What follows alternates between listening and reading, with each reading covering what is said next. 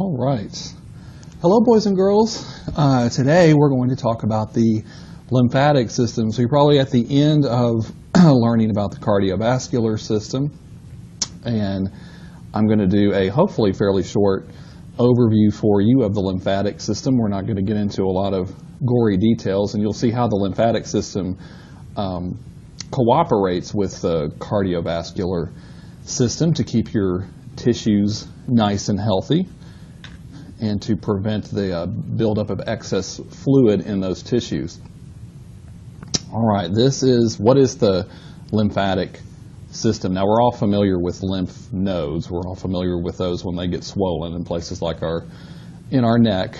However, you may not be completely familiar with the idea that the lymphatic system is a system of lymphatic vessels, little tubes, that extend all throughout your body to almost every tissue. And kind of like your cardiovascular system, where you have blood vessels of all different sizes down to those little microscopic capillaries that extend throughout almost all of your tissues.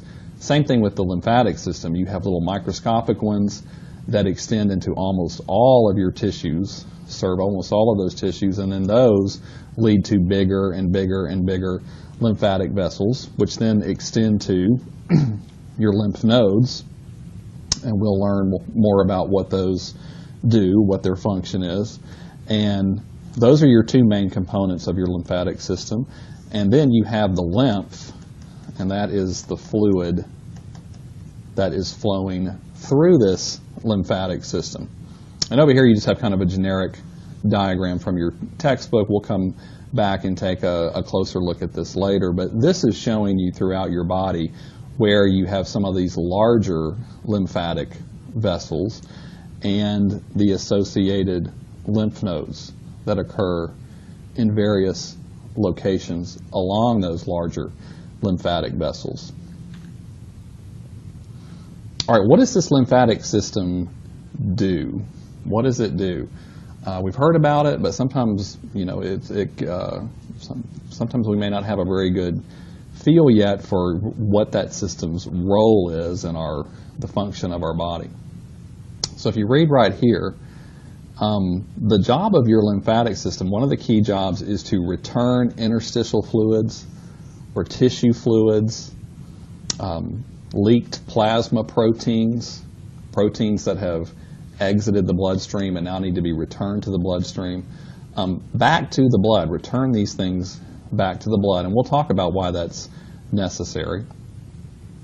And really, your lymph fluids that are flowing through your lymphatic vessels throughout your body, all that really is, it's the same fluid that you have in your tissues, those interstitial fluids, the extracellular fluids between the cells of your tissues. Same stuff, it's just that once it enters these lymphatic vessels, it's called lymph. Another key thing, that's one thing. Another key thing is the lymphatic system, especially your lymph nodes and some other types of tissues that we'll talk about, like your tonsils, for example, provide the structural basis of the immune system. So you have cells of your immune system that lurk in some of these tissues, and the reason for that is because that is a great place for them to intercept microorganisms, microbes like bacteria and viruses that are invading your body. So that's another key role of the lymphatic system. Another thing to keep in mind, these lymph fluids, they flow in one direction. They're flowing from a tissue and back to the bloodstream. So it's a one-way. It's not a circulation. You don't have lymphatic fluids that just circulate throughout your body like your blood does. Your blood is a circulation. Lymph flow is a one-way type flow. And as it's flowing from tissues to the bloodstream, it gets filtered along the way. This fluid is filtered. Let's get rid of any bacteria or viruses, we hope, that are draining off of your tissues before those little critters can go to deeper parts of your body and cause major problems.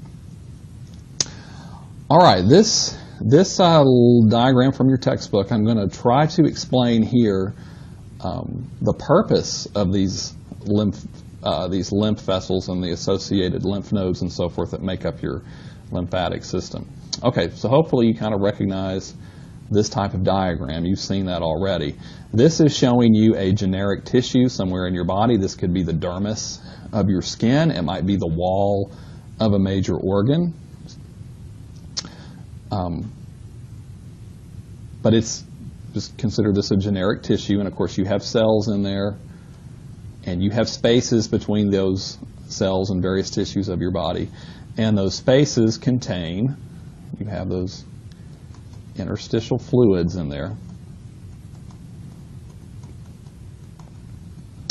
And hopefully by now you have learned, now in red and blue and purple here, we have a good old capillary bed like you've already been learning about. And hopefully you guys know by now that when you have a capillary bed in a tissue, you have arterioles, small tiny arteries that are bringing oxygen, nutrients. I know I'm writing like a kindergartner. Bringing nutrients and oxygen into that capillary bed. That blood is spreading all through there. Because of the hydrostatic pressure, remember that, because of your hydrostatic pressure on this end of the capillary bed, the hydrostatic pressure, the fluid pressure inside the capillary bed at that point is high, and so that tends to push plasma, the blood fluid, out of the capillaries and into the surrounding tissue. So that's hydrostatic pressure. It pushes fluids out. And also a lot of the associated solutes, things that are dissolved in that fluid. The oxygen gas, glucose, amino acids, all that kind of good stuff that all these cells in this tissue needs. Then hopefully you've learned that over on the other side of the capillary bed, over here, I'm going to erase that. Over here on this side of your capillary bed, the hydrostatic pressure is lower at that point than it is over here on this side. And so over here on this side, you have a tendency for fluids, interstitial fluid, to move back into the capillary bed. And that's mainly due to the osmotic pressure of the blood. Hopefully you remember this already. The osmotic pressure of the blood, which is mainly due to the high concentration of proteins in the blood, is sucking. It's very hypertonic to the surrounding tissue fluids, so it's sucking some of the fluid back into the exiting portions of the capillaries. And along with that fluid getting sucked in there, you have CO2, you have waste and so forth, like urea and uric acid, things that need to be taken away from these tissues so that they don't build up and become toxic. So that's just a quick review of your basic capillary bed function within a tissue. Now we have a little bit of a problem here. More fluid gets squeezed out of the blood on this side of the capillary bed due to that hydrostatic pressure pushing the fluid out. More gets squeezed out than gets sucked back in on this side. Osmotic pressure sucks. It sucks the fluid back in from the surrounding tissue fluids. I'm stealing Miss Nick's little saying to help you remember hydrostatic versus osmotic. More fluid is pushed out over here than is sucked back in over here.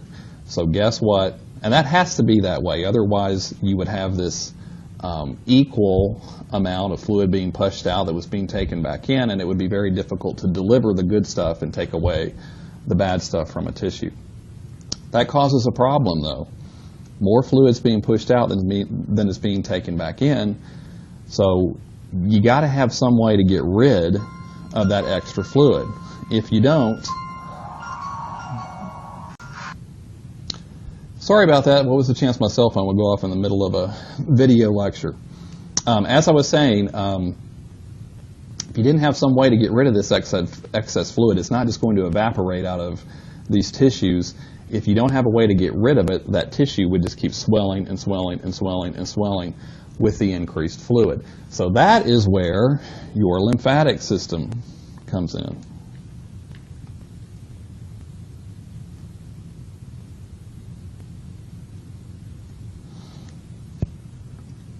These little, represented here by these little green blood vessels. These little tiny, and at this level they're called lymphatic capillaries when they're really especially tiny, microscopic level when you're getting down into, zooming into a particular tissue location. The job of these lymphatic capillaries is to function like little drainage ditches for the excess tissue fluids that build up in that location. And if we zoom into one of these, that's what you see down here. One thing you'll notice, a lymphatic capillary has a closed end. Okay, it's not a circulation, so it's not just a continuous type system of blood vessels like you have with your arteries and veins. They're closed on one end. We're not going to get into a lot of the details of the structure, but their walls, the walls of these lymphatic capillaries are very thin. They're one cell thick, endothelial type cell, same in a sense very much like the cells that line the walls of your capillaries. And notice that these lymphatic capillaries have these flap-like mini valves. That just means that the walls have little flaps in them that open up and allow fluid, excess fluid as it builds up, to squeeze past the flap and into these little tiny vessels. So tissue fluids are moving in there, but not only that, let's say within this tissue you have some bacteria. Maybe this is the dermis of your skin, you've cut yourself with a knife, some little bacteria have gotten down into the tissue.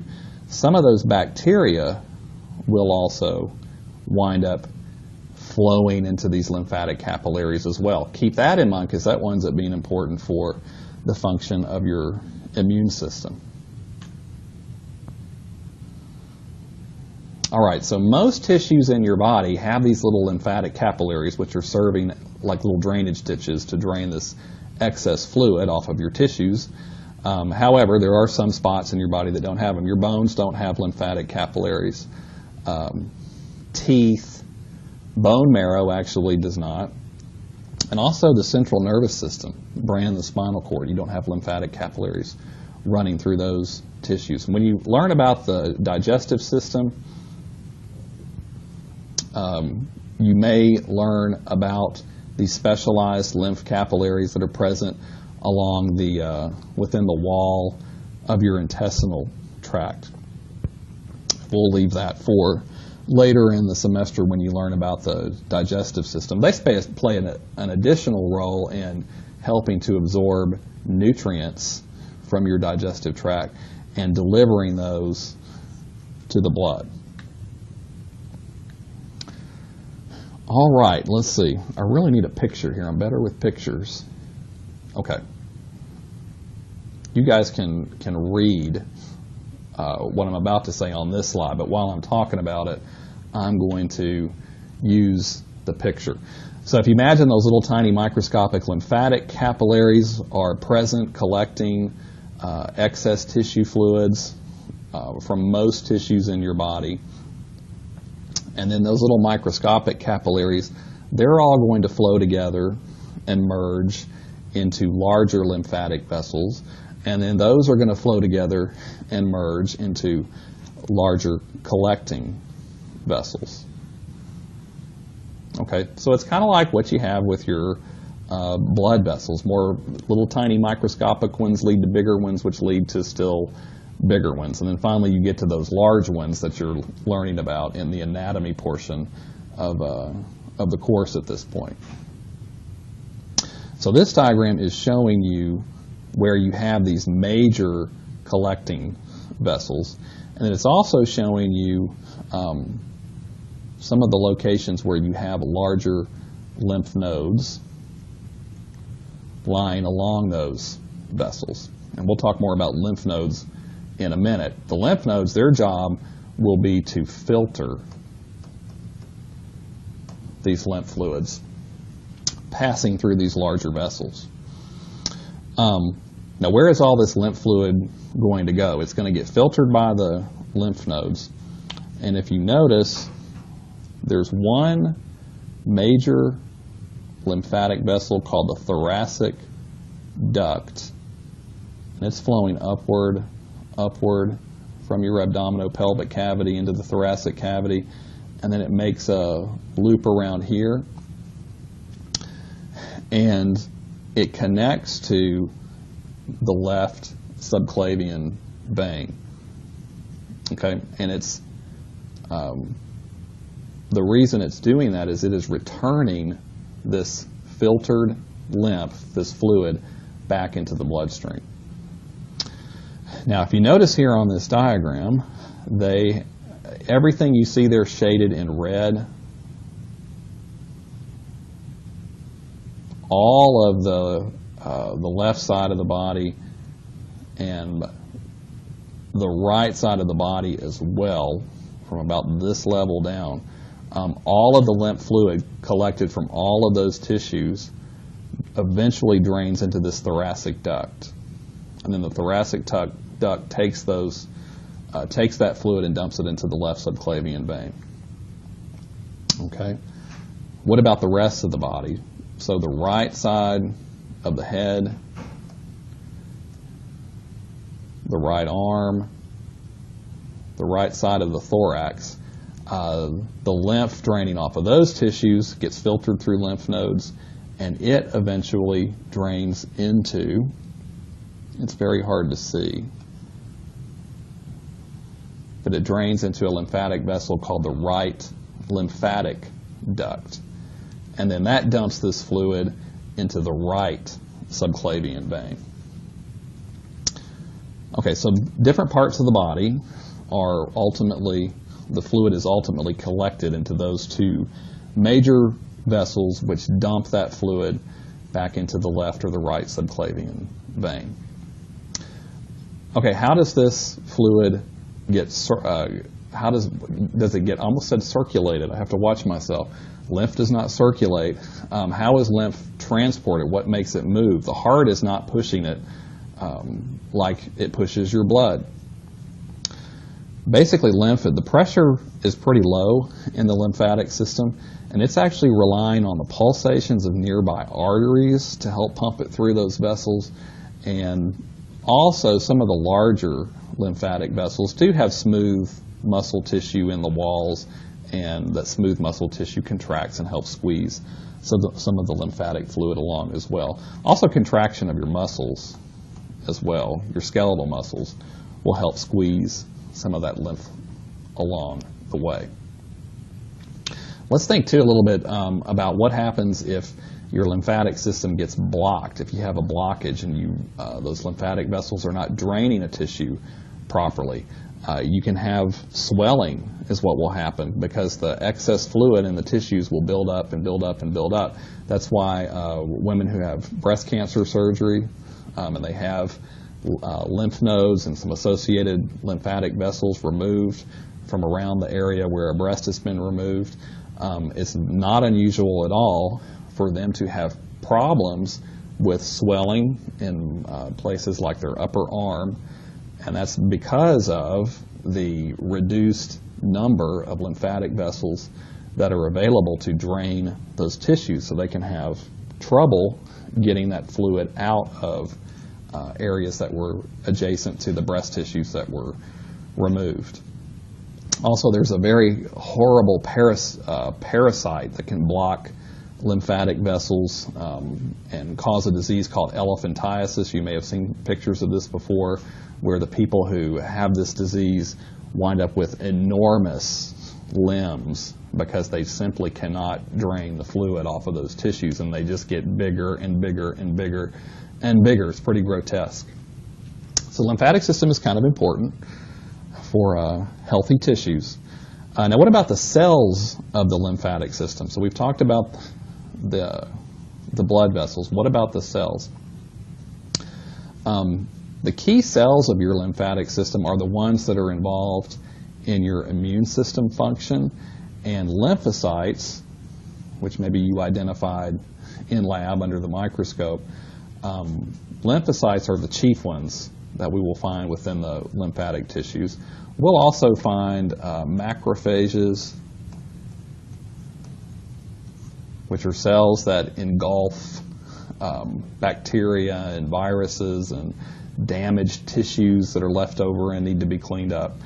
There's another type of cell called dendritic cells. They play an important role in your immune system as well, but you'll learn more about those in your microbiology class. Among your lymphocytes, you have two major types. They're called T cells or B cells, T lymphocytes or B lymphocytes. Maybe you've heard of those before. We'll talk a little bit more about those when we cover the immune system. All right, now what are these lymph nodes? What are these lymph nodes?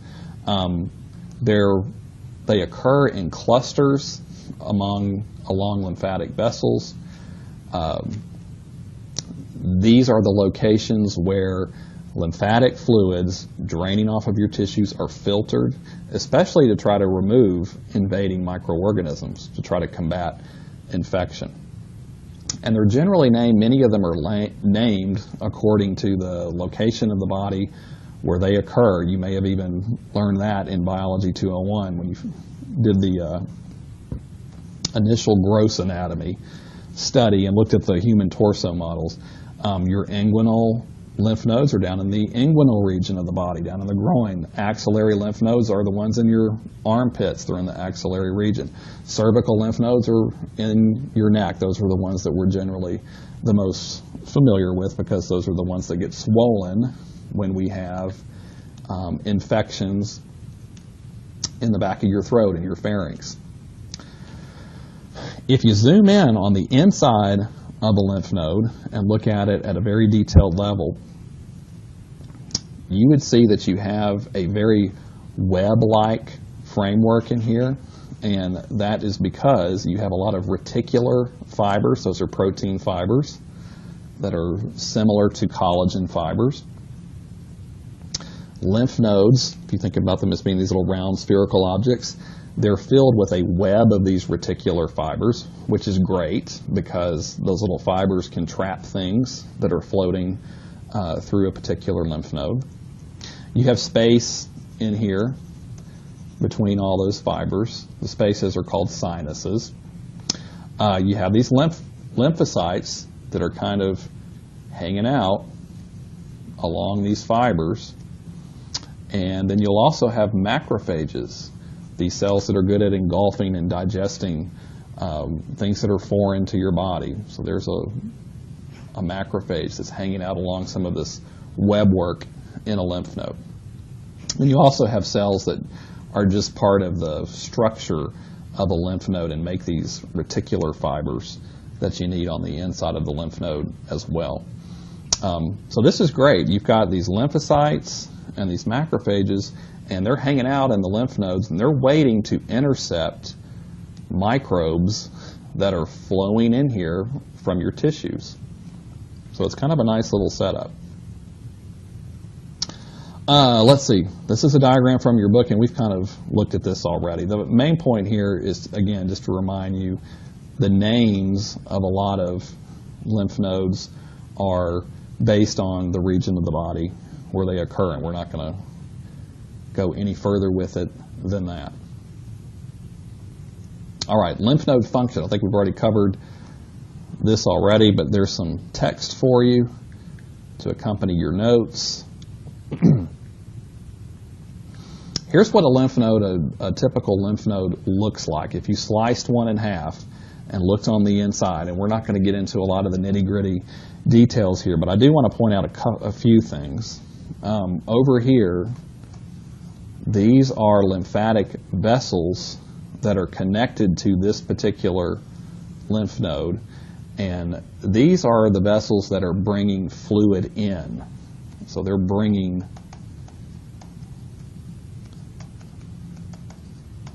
the fluid in, and they're called afferent lymphatic vessels.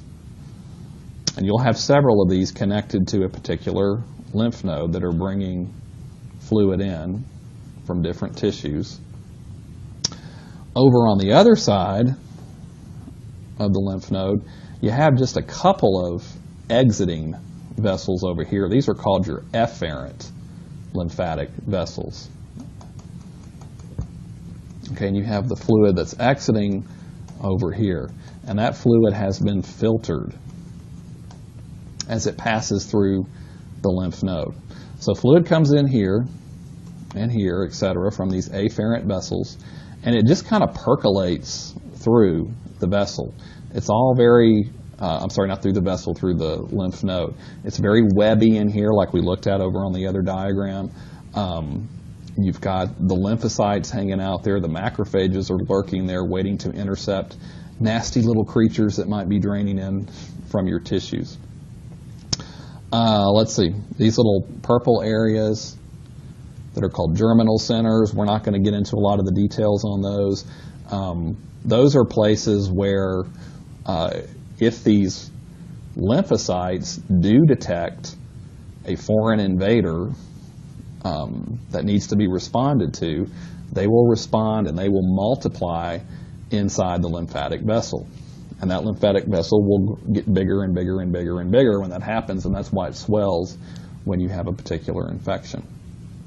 Another good thing about a lymph node, since you've only got a couple of vessels going out and a whole bunch of vessels going in, that kind of creates some back pressure here and slows down this whole process of filtering.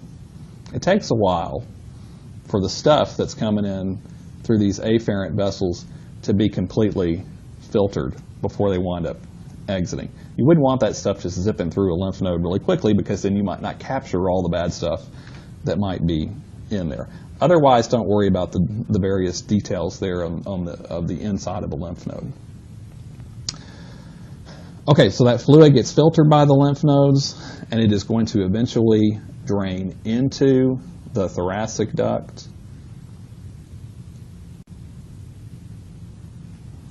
The filtered fluid enters into the subclavian veins on either side, depending on what part of the body you're draining. Okay, another organ of the lymphatic system that we should talk about is the spleen. Now, in contrast to the rest of the lymphatic system, which tends to deal with this lymph fluid and filtering it and returning it to the blood, the spleen, hang on, my pen has turned off here. The spleen filters, its job is to,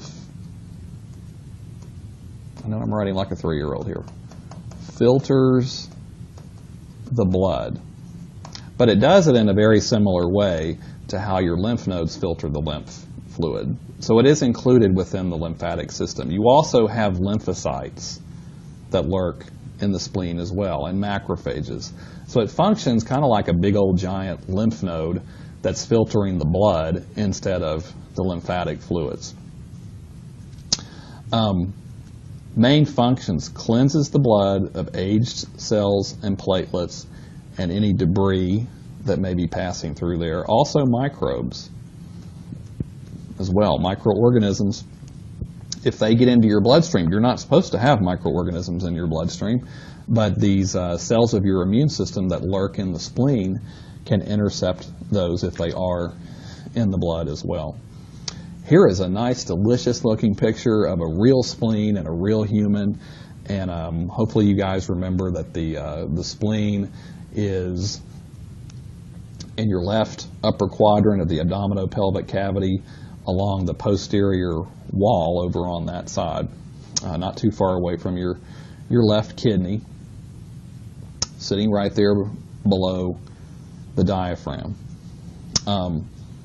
The splenic artery, which is shown right here, you know, they don't look nice and bright red like they do on a lab model. Splenic artery is bringing blood to the spleen, and let's see, splenic vein is not shown here. Splenic vein takes filtered blood away from the spleen, so keep that in mind. Within the spleen, we're not going to get into a lot of gory details here with the spleen either. There are two parts of the spleen. There are areas that are called white pulp within the spleen that, kind of like lymph nodes, has lots of lymphocytes hanging out on reticular fibers. It's really webby and fibery in there. They're hoping to intercept bacteria, viruses, yeast, whatever might be inappropriately flowing through your bloodstream. And you also have areas that are called red pulp.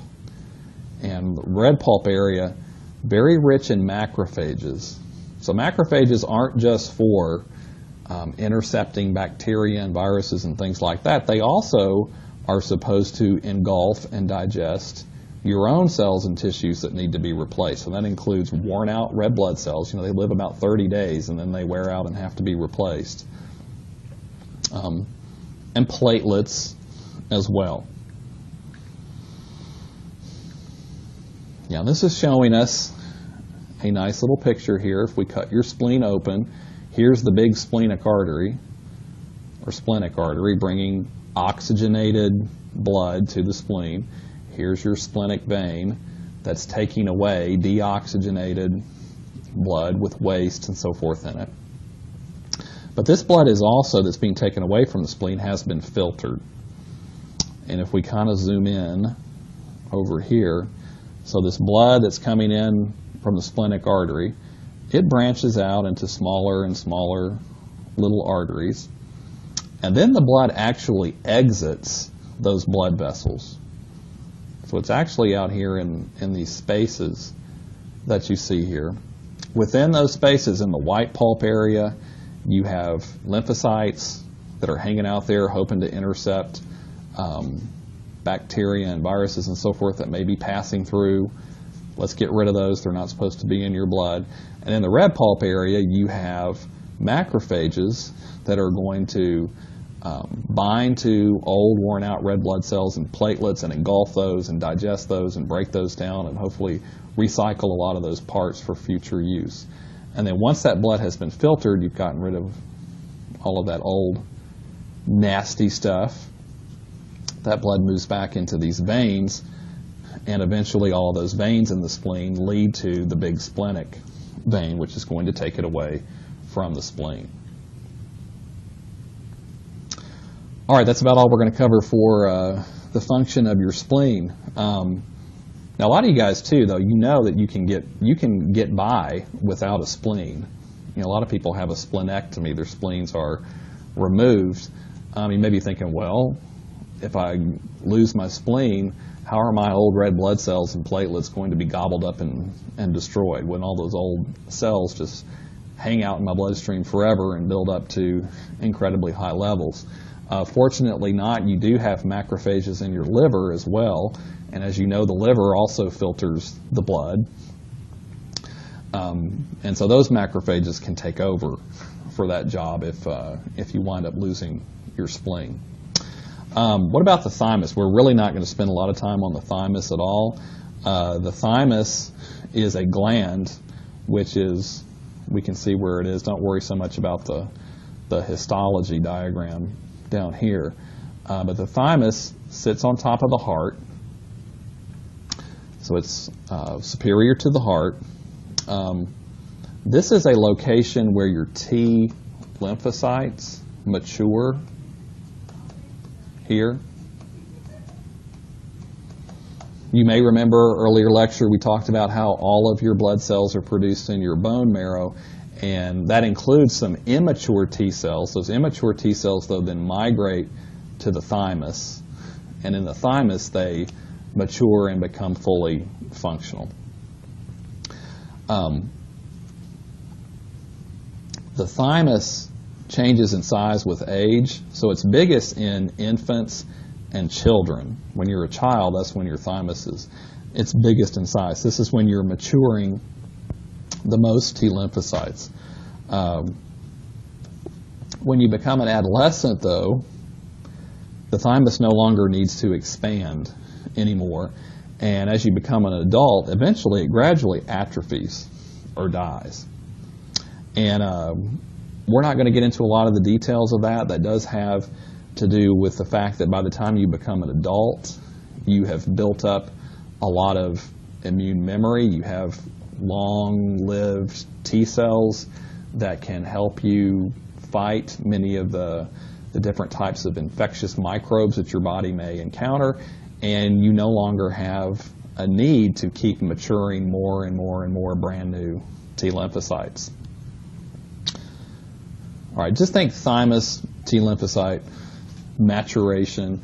Think thymus, big, infants and childhood, declines with age, and you're probably going to be good. Okay, another type of lymphatic tissue, tonsils. Tonsils. These are almost like lymph nodes that exist in patches. Okay, and you have these around the pharynx, the back of your throat, and then up into that little compartment between your nasal cavity and the oropharynx, the part at the back of your throat. You have basically little patches of tissue here. You have your palatine tonsils, so they're the ones that are at the posterior end of your oral cavity. Along the palate, roof of your mouth, your lingual tonsils. Lingual refers to the tongue, like language, so they're at the base of the tongue. Your pharyngeal tonsils, they're up in your nasopharynx, passageway between nasal cavity and the oropharynx at the back of your throat. Those are the ones that we also call adenoids. And then you also have some called tubal tonsils. Those are the ones that are around where your eustachian tubes or auditory tubes connect to the pharynx. Yeah, and here's a diagram of where these are located. There's your palatine tonsils. Pharyngeal tonsils or adenoids are up there. Lingual tonsils back here on the underside of the tongue. Tonsils are, again, they're kind of like a lymph node, except they're not receiving lymph fluids. They're not draining lymph fluids. They're located in these positions because very good location for intercepting. You're breathing in bacteria. You're breathing in mold spores. You're breathing in viruses. So it's good that we have these little patches of tissues with lymphocytes and macrophages lurking there to hopefully intercept these horrible, evil little creatures that are going to try to do us harm in some cases. So that's why they're located there. Those are tonsils. Again, we're not going to go into gory details about tonsil structure. Then I also want you to be aware that you have, in addition to tonsils, you have patches of tissue like that in other locations. You have Peyer's patches. These are down in the intestinal tract, the small intestine. Your appendix has some of this lymphatic type tissue as well.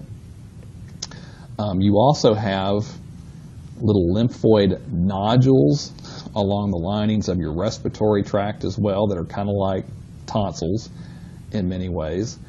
Together, there is a term MALT that refers to all of these tissues together. It stands for mucosa-associated lymphoid tissue. So anywhere where you have a mucosal lining, well, not anywhere, but in many places where you have a mucosal membrane, especially along your digestive tract and your respiratory tract, you have these patches of tissue, and that's a good thing because those are places where microorganisms like bacteria and viruses tend to enter the body. So those are great places to have these tissues to intercept those nasty little vermin who are trying to invade our bodies. All right, I think that is the end for the lymphatic system overview. I'm going to next talk about the immune system. It's going to be kind of a quick overview, and I'm going to divide that one up into two parts.